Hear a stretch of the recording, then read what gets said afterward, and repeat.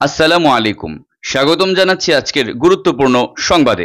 বিশ্ব স্বাস্থ্য সংস্থার WHO দক্ষিণ পূর্ব এশিয়া অঞ্চলের আঞ্চলিক পরিচালক সাইমা ওয়াজেদ পুতুলকে অনির্দিষ্টকালের ছুটিতে পাঠানো হয়েছে বলে জানিয়েছে হেলথ পলিসি ওয়াচ। শুক্রবার হেলথ পলিসি ওয়াচের ওয়েবসাইটে এ তথ্য জানানো হয়। এতে বলা হয়, দুর্নীতি দমন কমিশন তার বিরুদ্ধে প্রতারণা, জালিয়াতি ও ক্ষমতার অপব্যবহারের অভিযোগে দুটি মামলা দায়ের করার 4 মাস পর এ পদক্ষেপ নেওয়া হলো।